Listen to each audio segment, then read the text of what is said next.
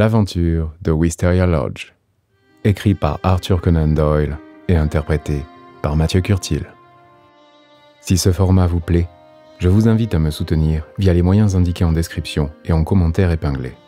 Cela m'aide à faire vivre ce modèle et à développer de nouveaux projets.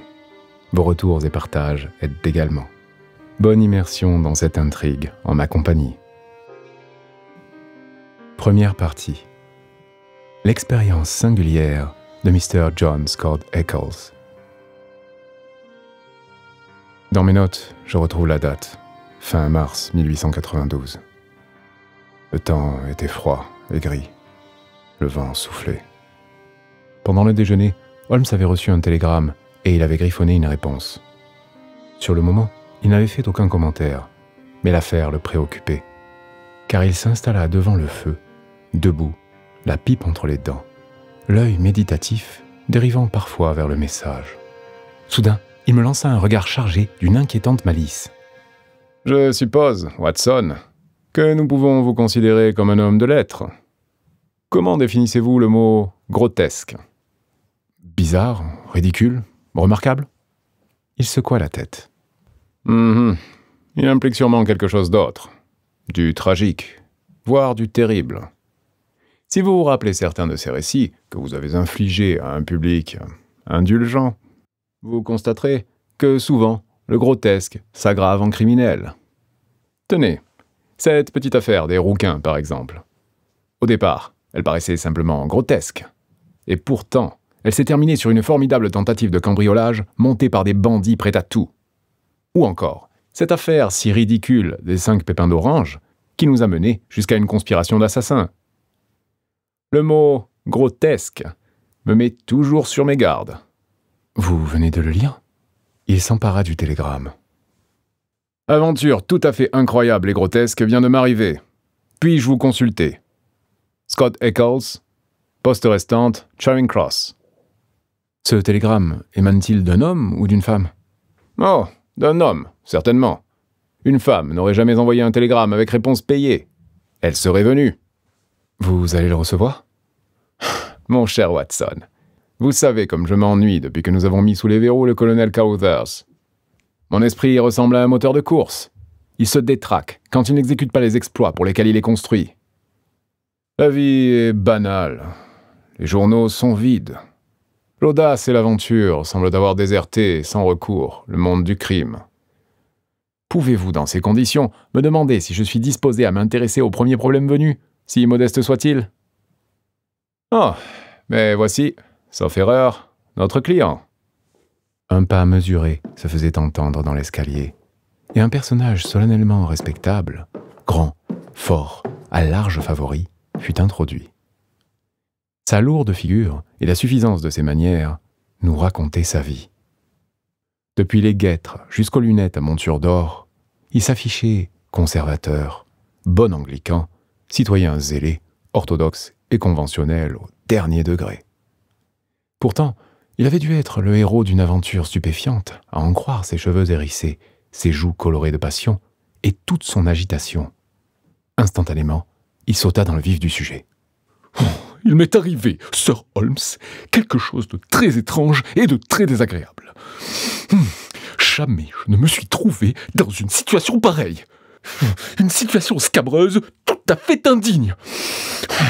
J'exige une explication. Dans sa colère, il s'enflait et soufflait. Holmes tenta de l'apaiser. « Voudriez-vous vous asseoir, Mr. Scott Eccles ? Et puis-je vous demander, tout d'abord, pourquoi c'est moi que vous êtes venu trouver ?»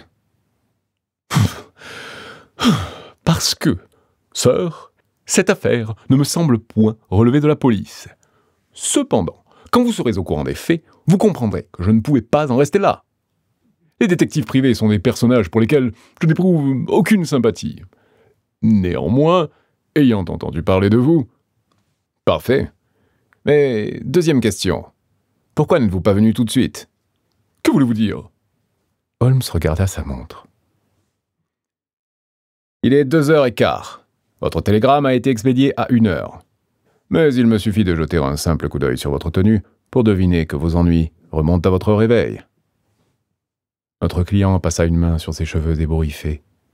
puis sur son menton bleui par une barbe en pleine offensive. « Oh, vous avez raison, Sir Holmes. Je n'ai certes pas songé à ma toilette. J'étais bien trop heureux de sortir d'une maison semblable. Mais j'ai procédé à quelques enquêtes avant de me rendre chez vous. Je suis allé à l'agence de location, vous comprenez, et on m'a dit que le loyer de Mr. Garcia était payé et que tout était en règle à Wisteria Lodge. » Allons, sir.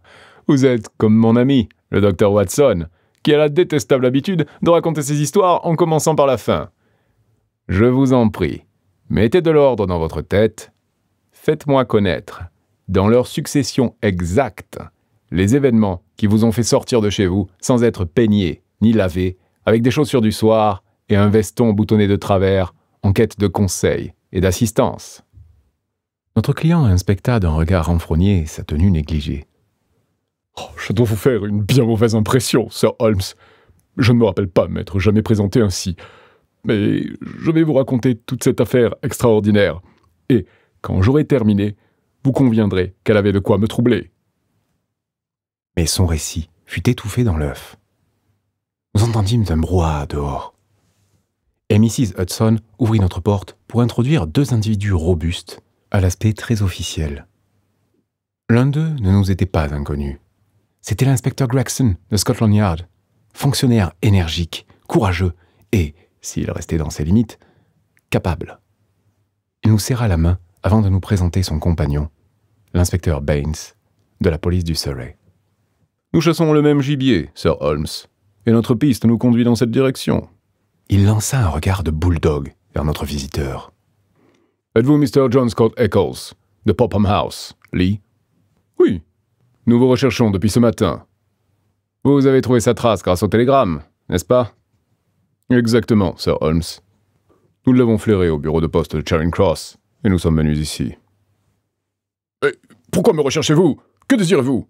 « Nous voudrions vous entendre, Mr. Scott Eccles, sur les circonstances qui ont précédé la mort, la nuit dernière, de Mr. Aloysius Garcia, de Wisteria Lodge, près d'Esher. » Notre client s'était redressé, les yeux écarquillés et blancs comme un linge. « La mort? Comment? Il est mort? »« Oui, sir, il est mort. »« Mais comment? Un accident? »« Un meurtre, pour appeler les choses par leur nom. » Oh, mon Dieu, c'est épouvantable! Vous ne voulez pas dire... Vous ne prétendez pas que je puisse être soupçonné? On a trouvé dans la poche de la victime une lettre de vous, et nous avons appris par cette lettre que vous aviez eu l'intention de passer la nuit dernière dans sa maison. Mais oui, c'est ce que j'ai fait! Oh, vous y avez passé la nuit? Les carnets officiels sortirent des poches. Attendez un moment, Gregson. Ce que vous désirez est une déposition complète, je suppose. Et il est de mon devoir d'avertir Mr. Scott Eccles qu'elle pourra être utilisée contre lui. Mr. Scott Eccles était sur le point de tout me raconter quand vous êtes entré. Je crois, Watson, qu'un peu de cognac avec du soda ne lui ferait pas de mal. À présent, sir, je vous demande de ne tenir aucun compte de ces auditeurs supplémentaires. Et je vous prie de procéder à votre exposé comme vous l'auriez fait si vous n'aviez pas été interrompu. Notre visiteur ayant avalé le cognac, ses joues reprirent de la couleur. Il loucha vers les carnets officiels, puis commença son histoire extraordinaire. Je suis célibataire et d'un tempérament sociable. J'ai donc de nombreux amis. Parmi eux, je connais intimement la famille d'un brasseur retiré des affaires qui s'appelle Melville et qui habite Albemarle Mansion, dans Kensington. C'est à sa table que j'ai rencontré, il y a quelques semaines, un jeune garçon du nom de Garcia. D'après ce que j'ai compris, il était d'origine espagnole et plus ou moins en rapport avec l'ambassade. Il parlait un anglais très correct, avait des manières agréables et me fit très bonne impression. Nous nous liâmes d'amitié, ce garçon et moi. Je crois que je lui plus tout de suite. 2 jours après notre première rencontre, il vint me voir à Lee. De fil en aiguille, il m'invita à passer quelques jours chez lui, à Wisteria Lodge, entre Esher et Oxshott. Hier soir, comme convenu, j'arrivai à Esher. Il m'avait parlé de sa maisonnée, Il habitait en compagnie d'un serviteur dévoué, espagnol lui aussi, qui était compétent en toutes choses. Ce domestique parlait l'anglais et tenait son ménage. Il s'enorgueillissait également d'un cuisinier merveilleux, un métis qu'il avait ramené de ses voyages et qui était capable de confectionner un excellent dîner. Je l'entends encore me dire qu'il n'était pas courant de trouver un tel personnel dans le Surrey, et je l'avais approuvé. Mais il se révéla beaucoup moins banal que je ne le supposais. Je fis la route en voiture, 3 kilomètres au sud d'Esher. La maison était assez grande, retirée au bord d'une avenue bordée d'arbustes verts de grande taille. Le bâtiment me parut vieux, croulant, comble du délabrement. Quand le cabriolet s'arrêta devant la porte souillée par les intempéries, je commençai à douter de ma perspicacité et me demandai s'il était sage que j'allasse passer quelques jours chez quelqu'un que je connaissais si peu. Il m'ouvrit lui-même et m'accueillit avec une cordialité exubérante.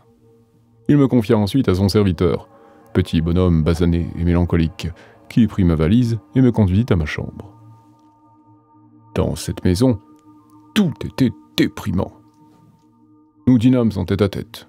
Bien que mon hôte fit de son mieux pour me divertir, son esprit paraissait être constamment ailleurs. Il me parlait d'une manière confuse et avec un accent si farouche que j'avais du mal à le comprendre. Il tambourinait sur la table avec ses doigts, il se rongeait les ongles, il multipliait les signes d'énervement. Quant au repas, il n'était pas mieux cuisiné que servi. La présence du serviteur taciturne ne contribua pas à nous ragaillardir. Je vous assure qu'à plusieurs reprises au cours de la soirée, j'aurais voulu inventer une excuse pour pouvoir rentrer à lit. Un détail me revint en mémoire. Peut-être est-il en rapport avec l'affaire sur laquelle, sœur, vous enquêtez. Sur le moment, je n'y attachai aucune importance. Vers la fin du dîner, le domestique remit une lettre à mon hôte. Celui-ci, après l'avoir lue, me parut encore plus distrait et plus bizarre qu'auparavant. Il renonça aux frais d'une conversation et s'assit en fumant cigarette sur cigarette. Il s'abandonna à ses pensées, mais il ne me fit aucune allusion au contenu de la lettre. Vers 11 heures, je fus ravi d'aller me coucher. Un peu plus tard, Garcia entr'ouvrit ma porte. La chambre était plongée dans l'obscurité, et il me demanda si j'avais sonné. Je lui répondis que non. Il s'excusa de m'avoir dérangé si tard. Il était, me précisait-il, près d'1 heure du matin. Après cet intermède, je m'endormis d'un sommeil de plomb. J'en viens maintenant à la partie extraordinaire de mon récit. Quand je m'éveillai, il faisait grand jour. Je regardai ma montre, elle marquait 9 heures. Comme j'avais insisté pour être réveillé à 8, je fus surpris qu'on m'eût oublié. Je me levai et sonnai. Pas de réponse. J'en déduisis que la sonnette était hors d'usage. Je m'habillai hâtivement et je descendis, de très mauvaise humeur, pour commander de l'eau chaude. Vous pouvez deviner mon étonnement quand je découvris qu'en bas, il n'y avait personne. J'appelai dans le couloir, pas d'écho. Je courus de chambre en chambre, tout était vide. La veille au soir, mon hôte m'avait montré où il couchait. Je frappai à sa porte. En vain. Je tournai le loquet et entrai. Personne. Le lit n'était pas défait. Garcia était parti avec les autres. Mon hôte étranger, le domestique étranger, le cuisinier étranger, tous s'étaient évanouis dans la nuit. Ainsi se termina mon séjour à Wisteria Lodge. Sherlock Holmes se frotta les mains et poussa un petit rire. Il se préparait à ajouter cet épisode grotesque à sa collection d'histoires étranges. Voilà une aventure qui, à ma connaissance, est unique en son genre. Puis-je vous demander, sœur, ce que vous avez fait ensuite ? J'étais furieux. Ma première idée fut que j'avais été victime d'une farce absurde. Je refis ma valise, claquai la porte derrière moi et me mis en route vers Esher, ma valise à la main. Je m'arrêtai dans le village, chez Allan Brothers, la principale agence de location, et j'appris que c'était elle qui avait loué la villa. Je pensais que le scénario n'avait pas été monté simplement dans le but de se payer ma tête, mais plutôt pour déménager à la Cloche de Bois. Nous sommes fin mars, comprenez-vous, et le terme est proche. Cette hypothèse se révéla erronée. L'agent de location me remercia d'avoir eu l'obligeance de le prévenir, mais il ajouta que le loyer avait été payé d'avance. Alors, je regagnai la capitale et me rendis à l'ambassade d'Espagne. Mon gaillard y était inconnu. Je suis ensuite allé chez Melville, qui m'avait présenté Garcia. Il en sait encore moins que moi sur son compte. Finalement, quand j'ai eu votre réponse à mon télégramme, j'ai couru chez vous, car je crois que vous êtes un conseiller pour cas difficiles. Mais maintenant, Mr. l'inspecteur, je déduis de ce que vous avez dit en pénétrant ici que l'histoire ne s'arrête pas là et qu'une tragédie a eu lieu. Je vous assure, en tout cas, que je vous ai dit toute la vérité et que, cela mis à part, je ne sais absolument rien de ce qui est arrivé à cet homme. Mon unique désir est d'aider la loi par tous les moyens en mon pouvoir. J'en suis sûr, Mr. Scott Eccles, tout à fait sûr, dit l'inspecteur Gregson d'une voix très aimable. Votre déclaration correspond aux faits tels qu'ils sont venus à notre connaissance. Par exemple, cette lettre qui a été remise au cours du dîner. Avez-vous par hasard remarqué ce que Mr. Garcia en a fait? Oui, Garcia en a fait une boulette, l'a jetée dans le feu. Qu'en pensez-vous, Mr. Baines? Le détective local était de forte taille, bouffi, rougeau. Sa figure aurait été très vulgaire si elle n'avait été rachetée par 2 yeux merveilleusement clairs, presque occultés par les lourds plis graisseux des joues et du front. Il sourit avec effort et tira de sa poche un morceau de papier plié et décoloré. « C'était une grille à griffes, Mr. Holmes. En jetant la boulette au feu, il l'a lancée trop haut. Je l'ai ramassée derrière la grille, intacte. » Holmes lui dédia un sourire de connaisseur. « Il a fallu que vous examiniez la maison avec grand soin pour trouver cette boulette de papier. »« Je l'ai trouvée, Sir Holmes. Je suis comme ça. Puis-je la lire, Mr. Gregson ?» Le détective londonien acquiesça d'un signe de la tête. La lettre est écrite sur du papier couleur crème ordinaire, sans filigrane. Un quart de feuillet. Le papier a été coupé en 2 coups de ciseaux à lame courte. Il a été plié 3 fois et scellé avec de la cire rouge étalée hâtivement et pressé par un objet plat et ovale. La lettre est adressée à Mr. Garcia, Wisteria Lodge. Elle contient ces lignes. Nos couleurs, vert et blanc. Le vert ouvert, le blanc fermé. Grand escalier, premier corridor, 7e à droite. Porte rembourrée. Bonne chance. T. C'est une écriture de femme. Cette femme s'est servie d'une plume bien taillée, mais l'adresse a été rédigée avec une autre plume, ou par quelqu'un d'autre.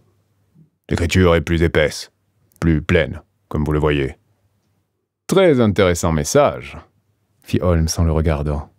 Je dois vous féliciter, Mr. Baines, du soin que vous avez apporté à l'examiner en détail.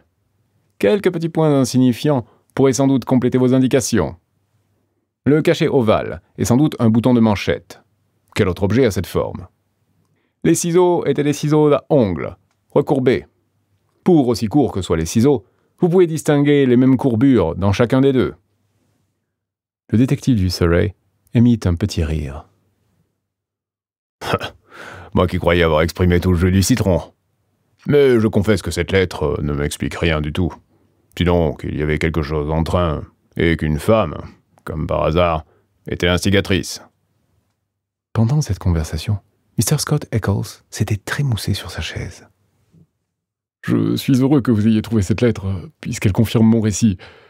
Mais je me permets de vous faire observer que j'ignore ce qui est arrivé à Mr. Garcia et ce que sont devenus ses domestiques. » En ce qui concerne Garcia, dit Gregson, il a été trouvé mort ce matin, sur le précommunal d'Oxshott, à 1500 mètres de chez lui. Sa tête avait été fracassée à coups de sacs de sable ou d'un objet du même genre. Elle a été réduite en bouillie.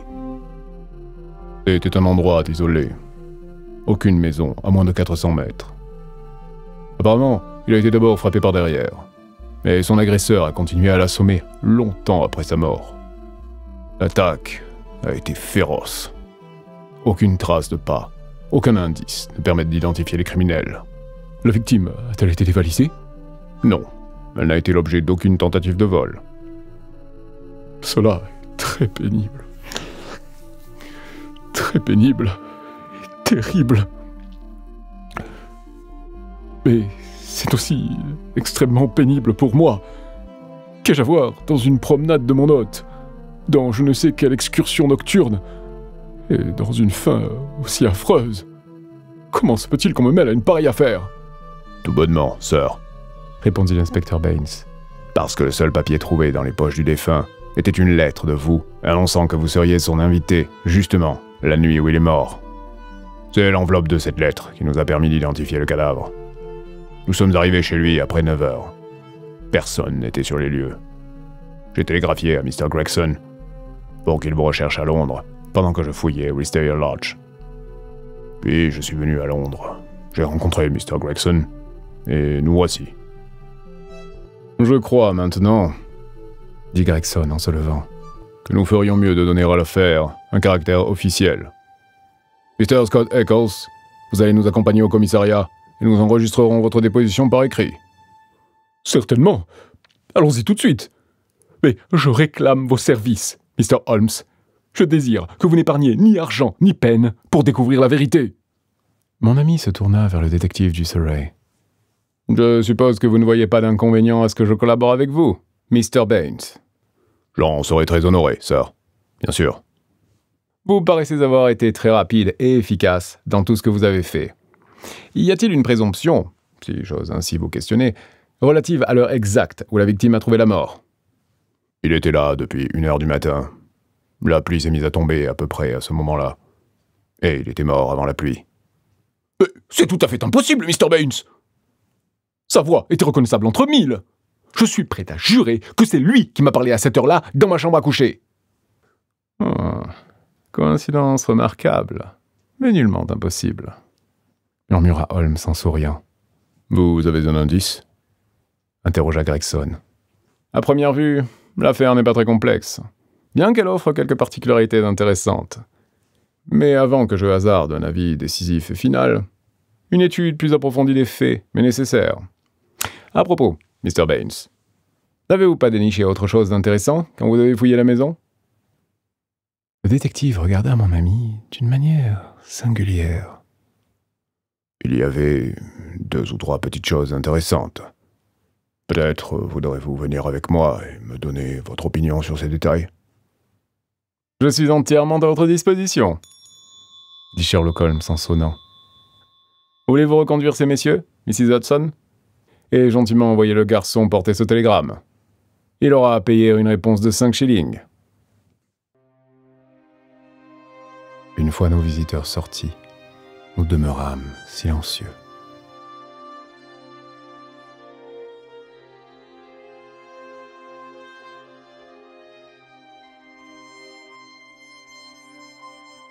Holmes tirait méditativement sur sa pipe. Il avait ramené ses sourcils devant ses yeux et il portait la tête en avant dans l'une de ses attitudes caractéristiques. Puis il se tourna brusquement vers moi. « Alors, Watson, que dites-vous de tout cela ?» Je n'arrive pas à comprendre la signification de la mystification infligée à Scott Eccles. Mais le crime? Eh bien, si on le rapproche de la disparition des compagnons de Garcia, il me semble qu'ils ont été mêlés au crime et qu'ils se sont enfuis pour échapper à la justice. C'est une hypothèse évidemment plausible. Par ailleurs, vous admettrez bien qu'il est curieux que les 2 domestiques aient tramé un complot contre lui et qu'il soit passé à l'exécution la seule nuit où il avait un invité. N'importe quel autre soir de la semaine, il l'avait à leur merci. Alors, pourquoi se sont-ils enfuis? Voilà! Pourquoi se sont-ils enfuis? C'est la grosse question. Une autre grosse question, c'est l'aventure peu banale de notre client Scott Eccles. Cela dit, mon cher Watson, est-ce demander à l'intelligence humaine de trouver une explication qui réponde à ces 2 grosses questions? S'il en existait une qui rendit compte aussi du mystérieux message à la phraséologie si peu ordinaire, alors nous pourrions l'accepter comme hypothèse provisoire. Pour peu que les faits nouveaux qui vont nous être soumis cadrent avec elle, la dite hypothèse peut devenir une solution. Mais quelle est cette hypothèse? Holmes s'adossa sur sa chaise, en fermant à demi les yeux. Vous conviendrez, mon cher Watson, que la thèse d'une farce ne résiste pas à l'examen. De graves événements se préparaient, comme la suite l'a montré, et l'invitation de Scott Eccles à Wisteria Lodge est en rapport avec eux. De quelle manière? Prenons les maillons de la chaîne, les uns après les autres. À première vue, Je décèle quelque chose d'anormal dans cette amitié soudaine et étrange qui s'établit entre le jeune Espagnol et Scott Eccles. C'est l'Espagnol qui est à son origine. Le surlendemain du jour où il a fait sa connaissance, il se rend chez lui à l'autre bout de Londres et il le fréquente assidûment par la suite, jusqu'à ce qu'il obtienne la promesse d'une visite à Esher. Que voulait-il à Eccles? À quoi Eccles pouvait-il lui servir? Je ne distingue en notre client aucun attrait particulier. Il n'est pas spécialement intelligent, il ne possède aucune de ces qualités qui conviennent à l'esprit d'un latin. Pourquoi donc a-t-il été élu entre toutes les relations de Garcia? En quel honneur? Parce qu'il représente parfaitement le type conventionnel du respectable anglais? Il est le témoin rêvé pour impressionner un autre anglais. Vous avez vu par vous-même comme ni l'un ni l'autre des deux inspecteurs n'ont songé à mettre en doute sa déposition. Pourtant assez extraordinaire. Mais de quoi devait-il être témoin? De rien, étant donné la façon dont les choses se sont déroulées, mais de l'essentiel si elles s'étaient passées autrement. Voilà comment je comprends l'affaire. En somme, il aurait servi d'alibi. Exactement, mon cher Watson. Il aurait pu servir d'alibi. Supposons, pour l'amour de l'argumentation, que les domestiques de Wistaria Lodge soient ses complices pour je ne sais quelle entreprise. Quelle que soit celle-ci, elle doit être accomplie avant 1h du matin. À la suite d'un tripotage des horloges, il est bien possible que Scott Eccles ait été convié à gagner sa chambre plus tôt qu'il ne le croyait. Mais ce qui est vraisemblable, c'est que, lorsque Garcia est allé lui dire qu'il était 1h du matin, il ne devait pas être beaucoup plus de minuit dans la réalité. Si Garcia pouvait mettre à exécution son projet et être de retour à l'heure indiquée, il était alors en mesure de répondre puissamment à n'importe quelle accusation. Cet Anglais irréprochable aurait juré devant n'importe quel tribunal que l'accusé n'avait pas bougé de chez lui. C'était une garantie contre le pire. Bon, cela je le comprends. Mais la disparition des autres? Je ne dispose pas encore de tous les éléments, mais je n'entrevois pas de difficultés insurmontables. Encore, est-ce une erreur de discuter avant d'avoir toutes les informations? Insensiblement, on les déforme pour les faire coller avec ces théories. Et le message? Le texte était « Nos couleurs, vert et blanc ». On dirait qu'il s'agit de courses de chevaux. Le vert ouvert, le blanc fermé. C'est manifestement un signal. Grand escalier, premier corridor, 7e à droite, porte rembourrée. C'est un rendez-vous. Nous trouverons peut-être un mari jaloux derrière tout cela. C'était sûrement un rendez-vous dangereux. Elle n'aurait pas ajouté « bonne chance » dans le cas contraire. D. Cela devrait nous guider quelque part. Garcia était espagnol. D. Ne serait-il pas mis là pour Dolores, qui est un prénom commun en Espagne? Bien, Watson, très bien. Mais tout à fait impossible. Une Espagnole s'adressant à un Espagnol aurait écrit en espagnol. L'auteur du message est certainement une Anglaise. Eh bien, nous n'avons plus qu'à nous armer de patience en attendant le retour de ce brave inspecteur. En attendant, rendons grâce à la chance. Elle nous sauve pour quelques heures des fatigues insupportables de l'oisiveté. Avant le retour de l'inspecteur Surrey, Holmes reçut une réponse à son télégramme. Il la lut et allait la ranger dans son carnet quand il vit la question que posait mon visage. Il me la tendit en riant. « Ah, nous naviguons dans les hautes eaux !» Le télégramme était une liste de noms et d'adresses. Lord Haringby, The Dingle, Sir George Folliot, Oxford Towers, Mr. Hines, juge de paix, Purdy Place, Mr. James Caker Williams, Thornton Hall Hall, Mr. Anderson, High Gable, Révérend Joshua Stone, Nether Wolsling. C'était le moyen le plus simple pour limiter notre champ d'opération. Sans aucun doute, Baines, avec son esprit méthodique, a déjà adopté un plan analogue. Je ne comprends pas tout à fait. Voyons, mon cher ami, nous en sommes déjà arrivés à la conclusion que le message reçu par Garcia pendant le dîner était un rendez-vous ou une invitation. Si j'interprète correctement le texte, il faut, pour atteindre le lieu de rendez-vous, gravir un escalier principal et chercher la 7e porte dans un couloir. Il est non moins certain qu'elle ne peut pas être située à plus de 2 ou 3 kilomètres d'Oxshott, puisque Garcia marchait à pied dans cette direction et qu'il espérait, selon ma thèse, être de retour à Wisteria Lodge à temps pour se prévaloir d'un alibi, lequel n'était valable que jusqu'à 1h du matin. Comme le nombre des vastes habitations dans les environs immédiats d'Oxshott doit être limité, j'ai envoyé à l'agence immobilière locale, citée par Scott Eccles, un télégramme demandant de m'en fournir la liste. La voici. L'autre extrémité de notre écheveau embrouillé se trouve sans doute parmi ces noms-là. Il était près de 6 heures quand nous arrivâmes au petit village d'Esher, en compagnie de l'inspecteur Baines. Holmes et moi avions emporté un nécessaire de toilette et nous élûmes domicile dans un appartement confortable de l'hôtel du Taureau. Après quoi, nous nous remîmes en route avec le détective pour Wisteria Lodge. C'était un soir de mars, sombre et froid. Le vent aigre et la pluie nous fouettaient le visage. Exactement l'ambiance qui convenait au décor d'une tragédie. Seconde partie. Le tigre de San Pedro. Une marche de 3 kilomètres nous mena devant une haute porte à claire-voie qui ouvrait sur une avenue maussade bordée de noisetiers. Cette avenue aboutissait à une maison basse, sombre, qui détachait sa masse noire contre le ciel ardoisé. Derrière une fenêtre, à gauche de la porte, brillait une petite lumière. « Il y a un agent de faction », nous expliqua Baines. « Je vais frapper au carreau. » Il traversa une petite pelouse gazonnée et cogna à la vitre. Je distinguai par la fenêtre embuée un homme qui bondit d'une chaise placée à côté du feu, et j'entendis un cri aigu dans la pièce. 1 minute plus tard, un agent livide, haletant, nous ouvrit la porte. La bougie tremblait dans sa main. « Que se passe-t-il, Walters ?» interrogea Baines d'un ton sec.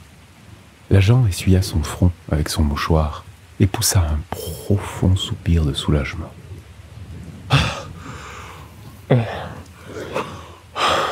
Je suis bien content que vous soyez venu, sir. La soirée a été longue. Puis je ne pense pas que mes nerfs soient aussi solides qu'ils l'ont été. Vos nerfs, Walters? Je n'aurais jamais cru que vous aviez des nerfs dans le corps. C'est, sir, cette maison isolée, silencieuse. Puis, ces choses étranges dans la cuisine. Alors, quand vous avez tapé au carreau, j'ai pensé que ça recommençait. Que quoi, recommencer? Le diable, sir. J'en suis sûr. C'était à la fenêtre. Quoi, à la fenêtre? Et quand? Il y a 2 heures à peu près. Le jour commençait à faiblir. J'étais assis sur cette chaise, en train de lire. Je sais pas pourquoi j'ai levé les yeux. J'ai vu une tête par le carreau du bas. Dieu sait quelle tête c'était. Je le reverrai dans mes rêves. Allons, Walters, ce n'est pas un langage digne d'un agent de police. Je sais, sir, je sais. J'ai été bouleversé, sir. Il ne servirait à rien de le nier. Ce n'était pas une tête de nègre, sir. Ni une tête de blanc. Ni une tête d'une couleur que je connais. Imaginez une sorte de tête d'argile avec des taches laiteuses. Et puis sa taille, 2 fois la vôtre, sir. Et son regard. Des grands yeux fixes à fleur de tête. Et des dents blanches comme celles d'une bête féroce affamée. Je vous le dis, sir, je n'ai pas pu bouger d'un doigt, ni respirer avant que la tête ait disparu. Alors, je me suis précipité dehors et j'ai fouillé les fourrés. Et... grâce à Dieu, je ne l'ai pas retrouvé. Si je ne savais pas que vous êtes un brave, Walters, je vous infligerais une mauvaise note. En admettant que le diable en personne soit venu, un agent en service ne devrait jamais rendre grâce à Dieu de n'avoir pu l'attraper. Je suppose que dans cette histoire, il n'y a pas qu'une hallucination ou l'effet d'une trop grande nervosité. La réponse est facile, fit Holmes en allumant sa petite lampe de poche pour examiner la pelouse. Oui, on dirait une pointure 48. Si la taille de l'individu en question correspond à celle de ses pieds, il s'agit certainement d'un géant. Par où s'est-il enfui? Sans doute par les fourrés qu'il a traversés pour regagner la route. Bien, murmura l'inspecteur avec un visage grave et pensif. Quel qu'a été le but de sa visite? Pour l'instant, il a disparu. et des contingences plus immédiates nous réclament. Avec votre permission, Mr. Holmes, je vais vous faire faire le tour de la maison. Les diverses pièces, chambres ou salons, n'avaient rien révélé à une inspection minutieuse. Selon toute apparence, les locataires n'avaient pratiquement rien apporté de personnel et l'ameublement se trouvait dans la maison avant leur arrivée. Une grande quantité de vêtements, marqués Marks & Co., I Holborn, avaient été abandonnés. Une enquête télégraphique nous apprit que Marks ignorait tout de son client, sauf qu'il avait payé comptant. Des objets insignifiants, quelques pipes, des romans, dont 2 en espagnol, un vieux revolver, une guitare, figuraient au nombre des biens personnels de Garcia. « Rien dans tout ça !» déclara Baines, qui furetait de pièce en pièce, la bougie à la main. « Mais maintenant, Sir Holmes, je requiers toute votre attention pour la cuisine. » La cuisine était une pièce obscure, à haut plafond, située sur l'arrière de la maison. Dans un angle, une paillasse devait servir de lit au cuisinier. La table était couverte de plats à demi vidés et d'assiettes sales, relief du dîner de la veille. « Regardez, que pensez-vous de cela ?» Il leva sa bougie pour éclairer un objet extraordinaire placé au fond du buffet. Un objet si ridé, si rétréci, si desséché qu'il était difficile de l'identifier. Tout ce que l'on pouvait en dire, c'était qu'il était noir et présentait l'aspect du cuir, et aussi qu'il ressemblait vaguement à une silhouette de nain. Au premier coup d'œil, je crus qu'il s'agissait d'un bébé nègre momifié. Au deuxième, je pensais à un singe tout tordu par les ans. Au troisième, je ne savais plus si c'était un animal ou un être humain. Un double rang de coquillages blancs le ceignait en son milieu. « Ah, très intéressant, vraiment très intéressant !» fit Holmes en contemplant cette relique sinistre. « Rien de plus ?» Sans dire un mot, Baines nous mena vers l'évier et l'éclaira. Les membres et le corps d'un grand oiseau blanc, mis sauvagement en pièces sans avoir été plumé, s'y étalaient en désordre. Holmes désigna la caroncule de la tête. « Ah, un coq blanc. Tout à fait intéressant. L'histoire est décidément très curieuse. » Mais Mr. Baines ménageait ses effets. Il alla chercher sous l'évier un seau en zinc qui contenait du sang. Puis il prit sur la table une écuelle où étaient entassés de petits morceaux d'os calcinés. « On a tué et brûlé quelque chose. Nous avons tout sorti du feu. Le docteur qui est venu ce matin nous a dit qu'il ne s'agissait pas de débris humains. » Holmes sourit et se frotta les mains. « Ah, mes compliments, inspecteur. Vous voici chargé d'une affaire aussi particulière qu'instructive. Si je puis m'exprimer ainsi sans vous offenser, vos qualités me semblent supérieures aux occasions qui vous permettent de les déployer. » Les petits yeux de l'inspecteur Baines papillotèrent de plaisir. Vous avez raison, Mr. Holmes. En province, on s'encroute. Une affaire de cette taille me donne une chance. J'espère que je la saisirai. Quelle est votre idée sur ces os ? Un agneau, probablement. Ou un chevreau. Et le coq blanc ? Bizarre, Mr. Baines. Très bizarre. Je devrais même dire exceptionnel. N'est-ce pas ça ? Cette maison a dû être habitée par de drôles de gens qui avaient de drôles de mœurs. L'un de ses habitants est mort. Ses compagnons l'ont-ils suivi et assassiné ? Dans ce cas, nous devrions les capturer, car tous les ports sont alertés. Mais mon point de vue est différent. Oui, ça. J'ai une autre opinion. Une opinion opposée ? Une opinion qui va me guider, Mr. Holmes. C'est à moi seul que je la dois, et je vais m'employer à la vérifier. Votre réputation est établie. La mienne est à établir. Je serai heureux de pouvoir dire plus tard que j'ai résolu le problème sans votre concours.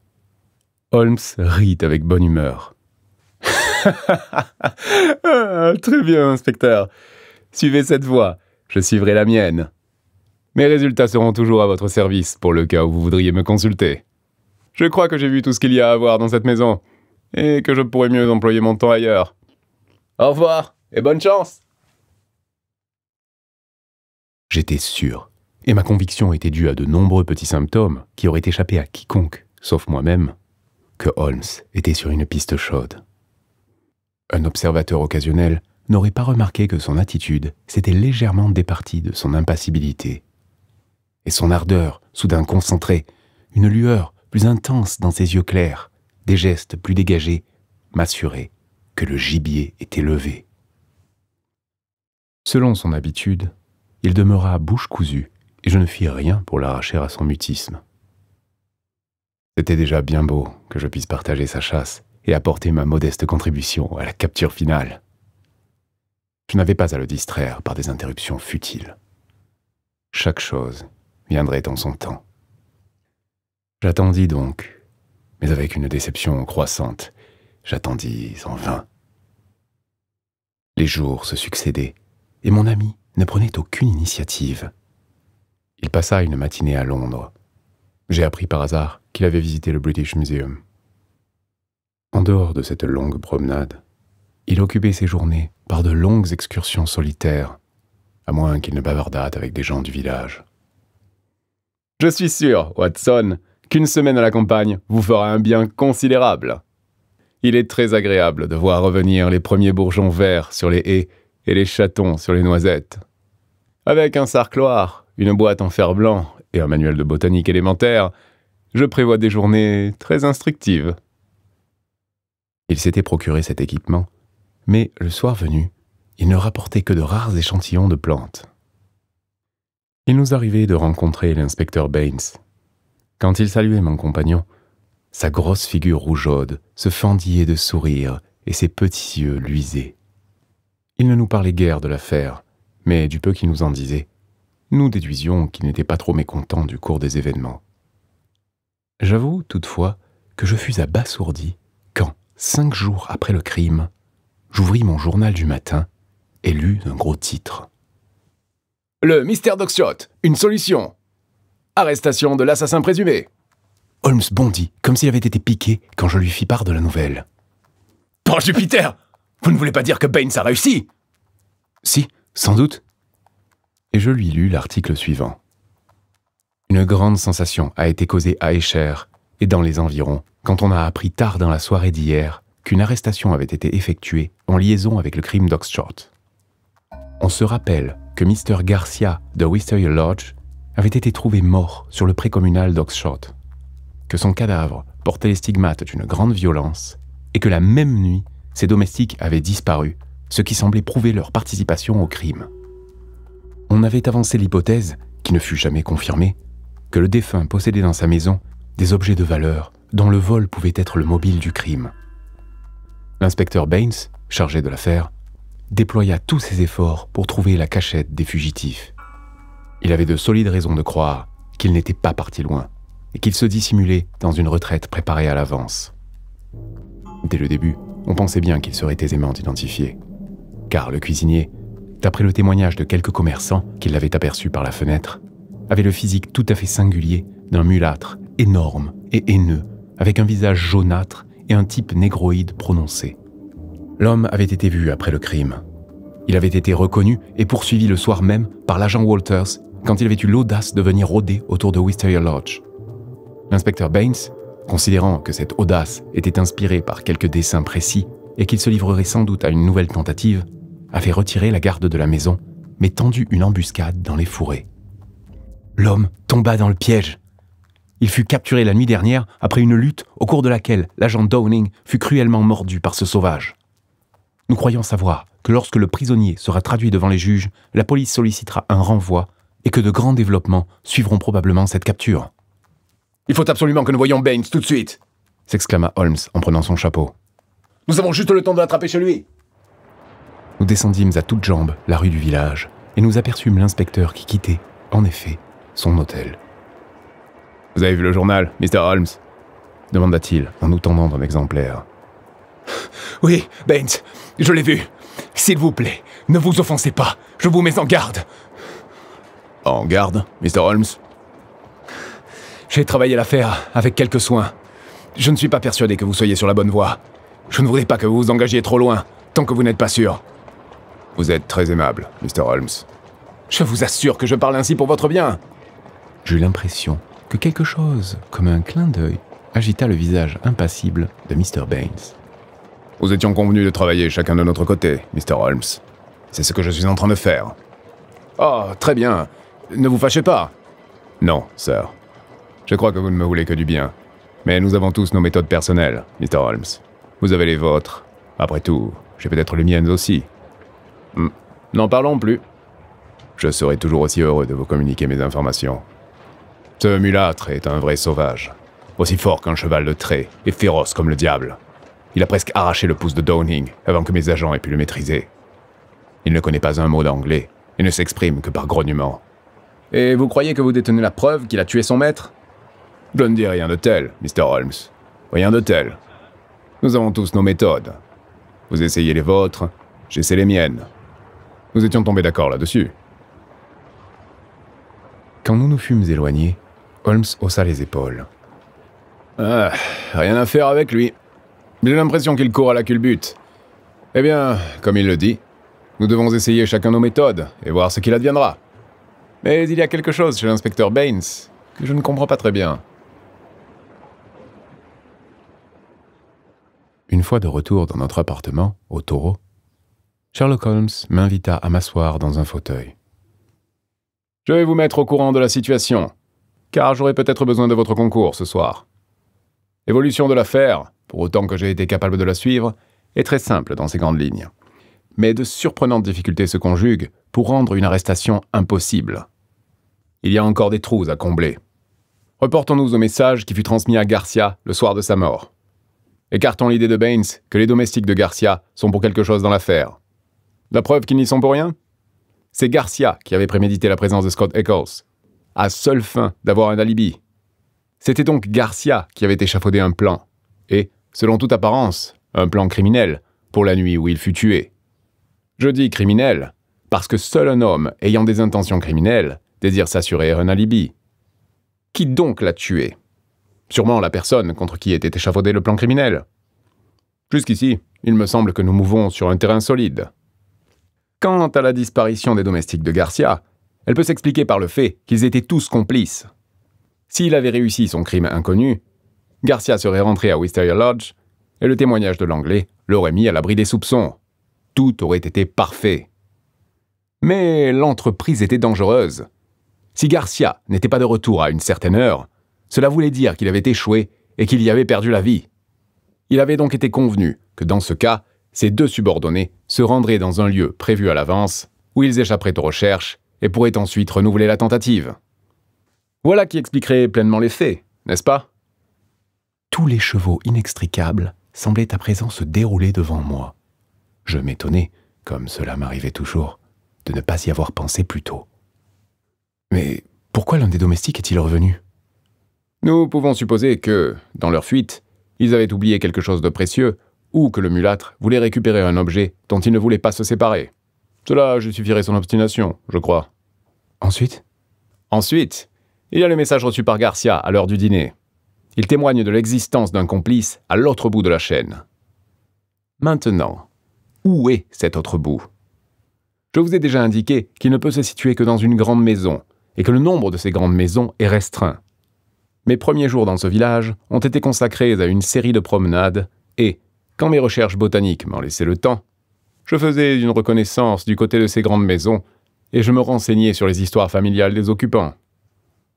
Une maison, une seule, a retenu mon attention. C'est le célèbre manoir de l'époque de Jacques Ier, le manoir de Highgable, à 1500 mètres d'Oxshott et à 6 ou 7 mètres du lieu du drame. Les autres demeures appartiennent à des gens prosaïques et respectables qui n'ont pas d'histoire. Mais Mr. Henderson, de Highgable, est pour tout le monde un curieux homme, à qui de curieuses aventures pourraient fort bien arriver. J'ai donc consacré mon attention sur lui et sa maisonnée. Un bizarre assemblage, Watson. Le propriétaire lui-même étant le plus bizarre de tous. Je me suis arrangé pour le voir sous un prétexte plausible.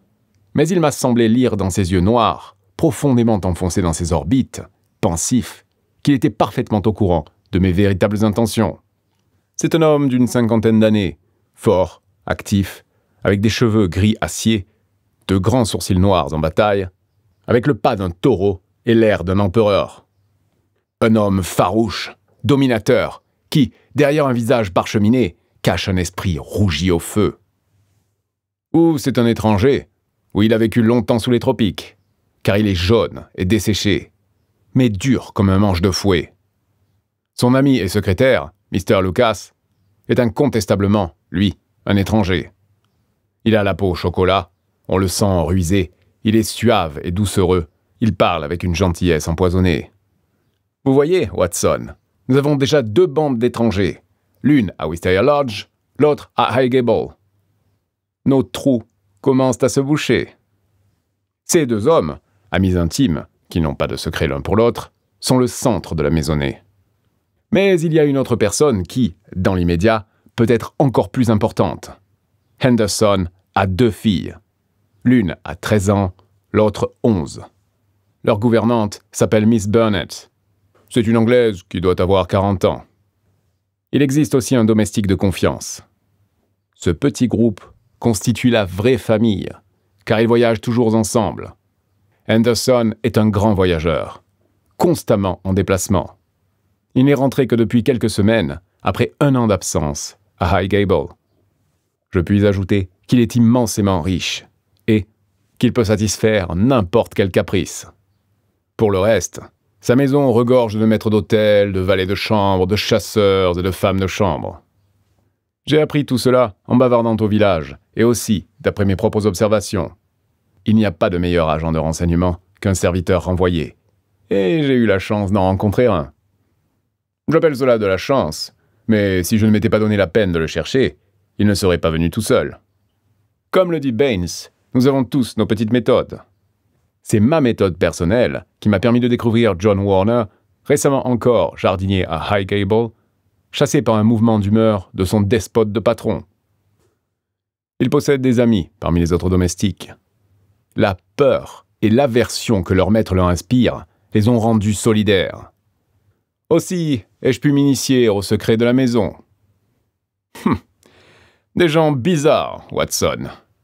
Je ne prétends pas tout connaître encore, mais qu'importe. Ce sont des gens bizarres. Le manoir possède 2 ailes. Les domestiques vivent dans l'une et la famille dans l'autre. Il n'y a aucune communication entre les deux, sauf par l'intermédiaire du propre domestique de Henderson qui sert à la table de famille. Les plats sont apportés derrière une porte qui forme le seul accès d'une aile à l'autre. La gouvernante et les enfants ne se promènent que dans le jardin. Henderson ne sort jamais seul. Son secrétaire Chocolat le suit comme son ombre. Les domestiques chuchotent que leur maître a terriblement peur de quelque chose. « Il a dû vendre son âme au diable contre de l'argent !» dit Warner. « Et il s'attend à ce que son créancier vienne à le réclamer. » D'où ils sont originaires, qui ils sont, personne n'en a la moindre idée. Ils se montrent très violents. 2 fois, Henderson a frappé un domestique avec un fouet à chien.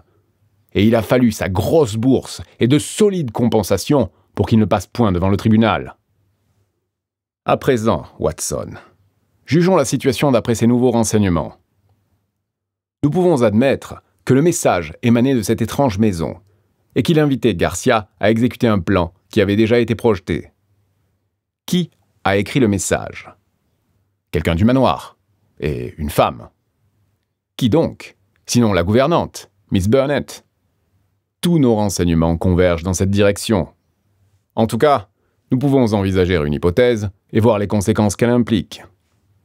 J'ajoute que l'âge et le tempérament de Miss Burnett réduisent à néant ma première idée, à savoir qu'une intrigue amoureuse était en cours. Puisqu'elle a écrit le message, elle était probablement l'amie et la complice de Garcia. Qu'allait-elle donc faire en apprenant sa mort? S'il avait été tué au cours d'une entrevue scélérate, elle ne soufflerait mot, évidemment. Ce qui ne l'empêcherait pas de nourrir dans son cœur de la haine contre ses meurtriers, comme sans doute de prêter toute assistance en son pouvoir à ses vengeurs éventuels. Pouvions-nous donc la voir et essayer de nous servir d'elle? J'en eus l'idée. Mais voici maintenant un fait inquiétant. Miss Burnett, depuis la nuit du crime, n'a été vue par personne. Depuis ce soir-là, elle a probablement disparu. Est-elle en vie? A-t-elle trouvé la mort le même jour où elle avait convoqué son ami? Est-elle simplement prisonnière? Voilà le point que nous avons encore à éclaircir. Vous mesurez bien la difficulté de la situation, n'est-ce pas, Watson? Rien ne permet d'obtenir un mandat d'arrêt. Toute notre histoire semblerait de la haute fantaisie si elle était rapportée telle qu'elle devant un magistrat. La disparition de la demoiselle ne saurait être retenue, puisque dans cette maison extraordinaire, n'importe qui peut demeurer invisible pendant une semaine. Et cependant, à cette heure où je vous parle, sa vie est peut-être en danger. Tout ce que je peux faire est de surveiller le manoir et de laisser Warner, mon agent, de faction aux grilles. Cette situation ne saurait se prolonger. Si la loi ne peut rien faire, nous devons prendre le risque nous-mêmes. Que proposez-vous? Je sais où est sa chambre. Elle est accessible par le toit d'une dépendance. Je vous propose que tous deux, nous y montions ce soir afin d'essayer de frapper au cœur du mystère. La perspective n'était pas, je dois en convenir, des plus réjouissantes. La vieille maison, avec son atmosphère criminelle, ses habitants bizarres et redoutables, les périls inconnus de l'assaut, le fait que nous nous mettrions dans une position fausse aux yeux de la loi, tout cela se combinait pour refroidir mon ardeur. Mais, dans la logique glaciale de Holmes, quelque chose m'interdisait de me dérober devant une aventure qu'il préconisait. C'était en effet ce moyen, et par ce moyen seulement, que le problème pouvait être résolu. Silencieusement, je lui serrai la main. Les dés étaient jetés. Mais le destin ne voulut point que notre enquête s'achevât d'une manière aussi téméraire. Vers 5 heures, alors que les ombres d'un soir de mars commençaient à s'étendre, un rustaud très excité se précipita dans notre appartement. « Ils sont partis, Mr. Holmes! Ils s'en sont allés par le dernier train! La demoiselle s'est échappée et je l'ai amenée en fiacre! Elle est en bas! »« Bravo, Warner !» cria Holmes en bondissant sur ses pieds. « Watson, les trous se bougent très vite !» Dans le fiacre se trouvait une femme à demi évanouie sous le coup d'un épuisement nerveux. Son visage aquilin, émacié, portait les traits d'une tragédie récente. Elle avait la tête inclinée sur son buste, et quand elle la releva et tourna vers nous ses yeux ternes, j'aperçus au centre du gros iris gris des points noirs. Elle était droguée à l'opium. « J'étais de garde à la grille, comme vous me l'aviez demandé, Mr. Holmes », expliqua le jardinier renvoyé. « Quand la voiture est sortie, je l'ai suivie jusqu'à la gare. La demoiselle ressemblait à une somnambule. Mais quand ils ont voulu la faire monter dans le train, elle s'est réveillée et débattue. Ils l'ont poussée dans le compartiment, mais elle continuait à leur résister. Alors, j'ai pris son parti, je l'ai installée dans un fiacre, et nous voici. Je suis pas prêt d'oublier la tête de l'autre à la portière du compartiment quand j'ai emmené la demoiselle. Je n'aurais pas fait de vieux os s'il avait pu, ce démon jaune. » Nous la transportâmes chez nous et la longeâmes sur le canapé. 2 tasses de café fort dissipèrent les brumes de la drogue. Baines avait été convoqué par Holmes et mis rapidement au courant de la situation. « Eh bien, sir, m'apportez juste le témoin dont j'avais besoin, » fit l'inspecteur en secouant avec chaleur la main de mon ami. « Depuis le début, j'étais sur la même piste que vous. »« Comment? Vous étiez sur Henderson ?» ?»« Écoutez, Mr. Holmes, pendant que vous faufiliez dans les petits bois de Highgable, moi j'étais juché sur l'un des arbres et je vous observais. C'était au premier de nous deux qui obtiendrait le témoin. »« Alors, pourquoi avez-vous arrêté le mulâtre ?» Baines pouffa. « J'ai été sûr que Henderson, comme il se faisait appeler, se sentait soupçonné, que donc il allait se tenir tranquille et ne pas bouger tant qu'il se croirait en danger. J'ai arrêté le mulâtre pour lui faire croire que nous ne nous intéressions plus à lui. Je savais qu'il ne tarderait pas à filer et qu'il nous donnerait une chance pour parvenir à Miss Burnett. » Holmes posa une main sur l'épaule de l'inspecteur. « Vous vous élèverez haut dans votre profession. Vous possédez l'instinct et l'intuition. » Baines rougit de plaisir. J'avais mis un agent civil de faction à la gare depuis le début de la semaine. Au cas où les gens de Highgable, il ne les perdra pas de vue. Mais il a dû être déchiré entre deux quand Miss Burnett s'est échappée. Qu'importe. Votre homme l'a ramassé. Tout est bien qui finit bien. Nous ne pouvons pas procéder à l'arrestation sans son témoignage, c'est évident. Aussi, plus tôt nous aurons sa déposition, mieux cela vaudra. Elle reprend des forces, dit Holmes en jetant un coup d'œil à la gouvernante. Mais dites-moi, Baines, qui est ce Henderson? Henderson est Don Mulio, jadis surnommé le Tigre de San Pedro. Le Tigre de San Pedro. Toute l'histoire de cet homme me revint d'un trait en mémoire. Il avait mérité ce surnom parce qu'il avait été le tyran le plus ignoble et le plus assoiffé de sang qui eût jamais gouverné un pays sous prétexte de civilisation. Fort, ne reculant devant rien, énergique, il avait pendant 10 ou 12 ans imposé ses vices odieux à un peuple épouvanté. Son nom répandait la terreur dans toute l'Amérique centrale. Au bout de ce laps de temps, un soulèvement général avait éclaté contre lui. Mais il était rusé autant que cruel. Dès les premiers troubles, il avait secrètement empilé ses trésors à bord d'un navire armé par ses partisans. Les insurgés n'avaient, le lendemain, mis à sac qu'un palais vide. Le dictateur, ses 2 filles, son secrétaire et sa fortune lui avaient échappé. Depuis lors, il avait disparu de la circulation, et la presse européenne s'était à maintes reprises demandé sous quelle identité il se dissimulait. Oui, sir. Don Mulio, le Tigre de San Pedro. Si vous y réfléchissez, vous remarquerez que les couleurs de San Pedro sont le vert et le blanc. Celle du message, Mr. Holmes. Il se faisait appeler Henderson, mais je l'avais démasqué et j'avais retrouvé sa trace depuis Barcelone, où son navire avait abordé en 1886, par Madrid, Rome et Paris. Ses ex-sujets le cherchaient depuis longtemps pour se venger, mais ils ne l'ont découvert que ces derniers temps. Ils l'ont identifié il y a 1 an, intervint Miss Burnett, qui s'était redressée et qui suivait attentivement la conversation. Une fois déjà, il a été l'objet d'un attentat, mais un démon semblait le protéger. Cette fois, c'est le noble et chevaleresque Garcia qui est tombé, et le monstre en a réchappé. Mais un autre viendra, et puis encore un autre, jusqu'à ce qu'un justicier réussisse. C'est aussi sûr que le lever du soleil pour demain. Elle crispa ses mains maigres, et son visage hâve blanchi sous la violence de la haine. Mais comment vous trouvez-vous mêlée à l'affaire, Miss Burnett? Comment une Anglaise peut-elle tenir un rôle dans un drame pareil? Je m'en suis mêlé parce que c'était le seul et unique moyen pour que la justice fût faite. La loi anglaise se soucie-t-elle des torrents de sang répandus à San Pedro ou du navire rempli de trésors que ce bandit a volé? À vos yeux, on dirait des crimes commis sur une autre planète. Mais nous savons. Nous avons appris la vérité dans la peine et la souffrance. Pour nous, il n'y a pas pire démon en enfer que Juan Mulio, et il n'y aura pas de paix sur la terre tant que ses victimes imploreront d'être vengées. Certes, il était tel que vous le dépeigniez. J'ai entendu parler de ces atrocités. Mais comment en avez-vous souffert personnellement? Je vais tout vous dire. Ce bandit avait pour politique d'assassiner, sous tel ou tel prétexte, tous ceux qui avaient de la valeur et qui étaient susceptibles de devenir quelque jour ses rivaux.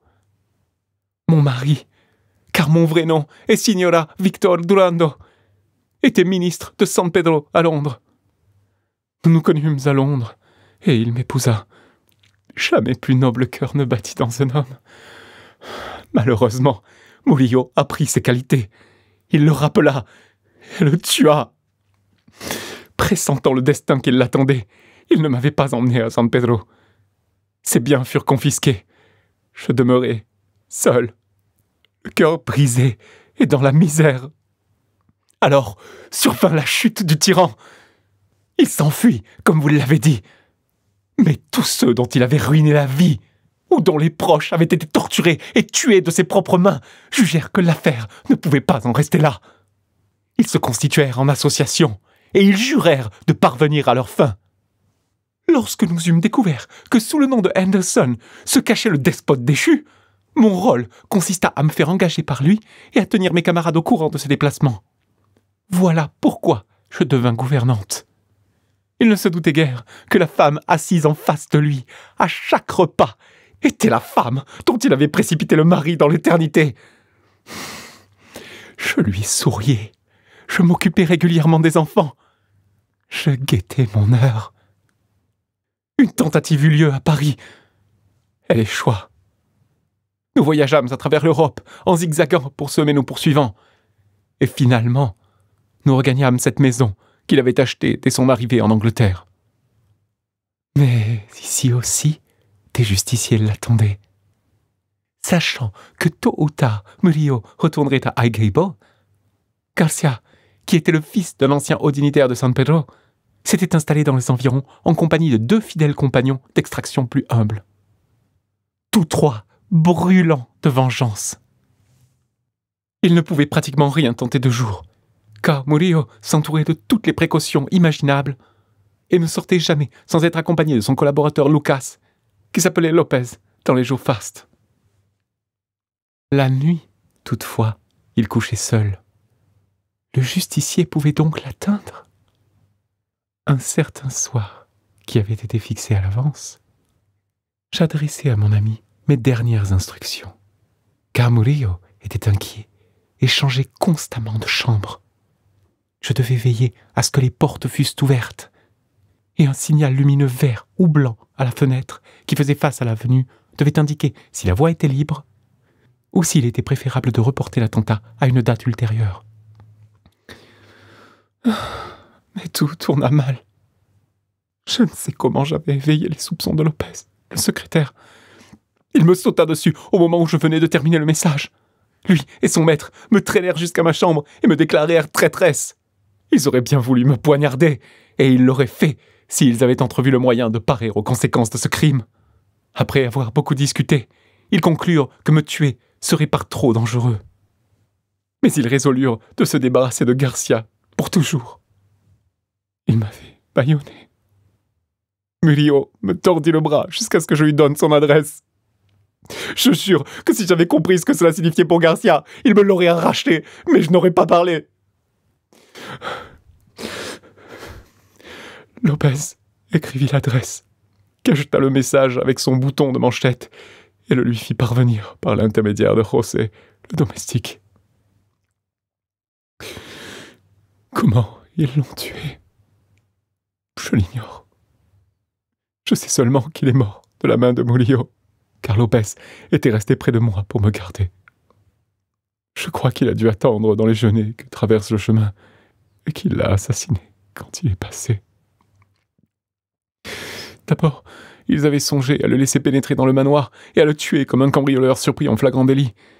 Mais ils réfléchirent que s'ils étaient mêlés à une enquête judiciaire, leur identité serait aussitôt percée à jour et qu'ils seraient exposés à d'autres attentats.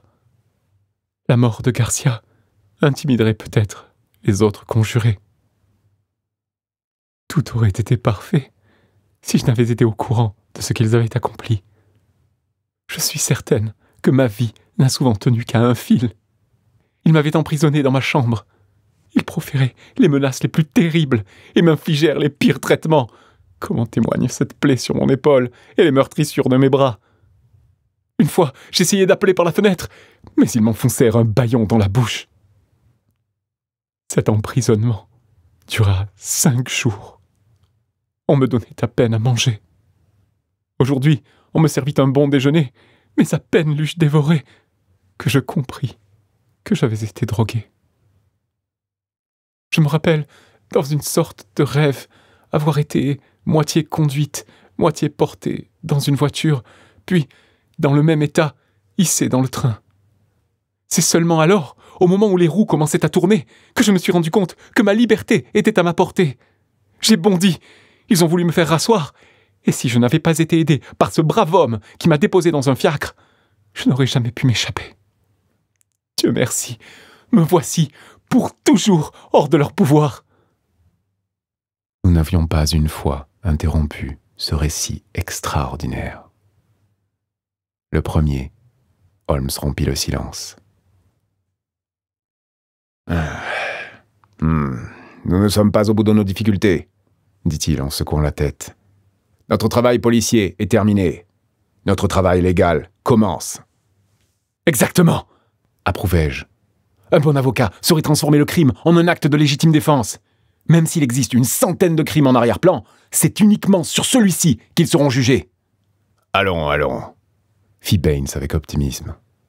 J'ai de la loi une meilleure opinion. La légitime défense est une chose. Attirer quelqu'un de sang-froid dans un guet-apens et le tuer est autre chose. Quel que soit le danger que vous redoutiez de sa part, non. Nous serons tous applaudis quand nous traduirons les propriétaires de Highgable devant les assises de Guildford à leur prochaine session. Un certain temps s'écoula cependant avant que le tigre de San Pedro payât le prix de ses forfaits. Hardi autant que rusé, lui et son compagnon semèrent le policier qui défilait en pénétrant dans une maison à double issue. Dès lors, ils demeurèrent introuvables en Angleterre.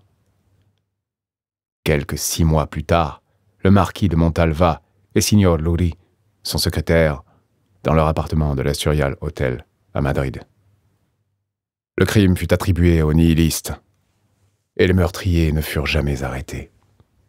L'inspecteur Baines nous rendit visite à Baker Street et nous apporta une description du visage chocolat du secrétaire et des traits dominateurs, des yeux noirs magnétiques et des sourcils touffus de son maître. Nous ne pûmes plus douter alors que la justice, bien que lente, avait enfin fait son œuvre. « Une affaire chaotique, mon cher Watson », me dit Holmes par-dessus une pipe du soir. « Il ne vous sera pas possible de la présenter dans cette forme cohérente qui vous tient tant à cœur. Elle couvre 2 continents, met en cause 2 groupes de personnes mystérieuses, se complique par la présence hautement respectable de notre ami Scott Eccles, dont l'inclusion me prouve que Feu Garcia avait un esprit inventif et un instinct développé de sa propre conservation.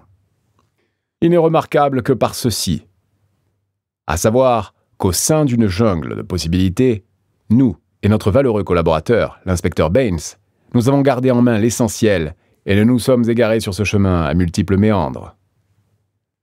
Y a-t-il un détail quelconque qui vous embarrasse encore ? Pourquoi le mulâtre est-il retourné à Wisteria Lodge ? Pour rechercher l'objet bizarre que nous avons vu dans la cuisine. Le mulâtre était un primitif des forêts de San Pedro. Cet objet devait être son fétiche. Lorsque tous 2 se sont enfuis vers quelques cachettes préparées à l'avance, où sans doute les attendait un complice, le compagnon du mulâtre avait dû le convaincre d'abandonner un motif décoratif aussi compromettant. Mais le mulâtre y tenait. Il revint le lendemain pour trouver l'agent Walters sur les lieux. Il patienta 3 jours. Puis sa piété, ou ses superstitions, le poussèrent à commettre une nouvelle tentative. L'inspecteur Baines, qui, avec son habileté coutumière, avait auparavant minimisé devant moi l'incident, en avait réellement compris toute l'importance, d'où le piège où tomba le mulâtre. Autre chose, Watson ? L'oiseau déchiqueté, le seau de sang, les os consumés, tout le mystère de cette étrange cuisine. Holmes sourit et chercha quelque chose dans son carnet. J'ai consacré une matinée à me rendre au British Museum pour me documenter. Voici une citation tirée d'Eckermann. « Le véritable pratiquant du culte vaudou n'entreprend rien d'important sans certains sacrifices destinés à rendre propices ces dieux immondes. Dans les cas extrêmes, ces rites prennent la forme de sacrifices humains suivis de cannibalisme. Les victimes sont d'habitude un coq blanc qui est déchiqueté vivant ou une chèvre noire dont la gorge est tranchée et le corps brûlé. Comme vous le voyez, notre sauvage était un vaudou très orthodoxe. Culte grotesque, Watson. Mais, comme j'ai déjà eu l'occasion de le remarquer, il n'y a qu'un pas à franchir pour tomber du grotesque dans l'atroce.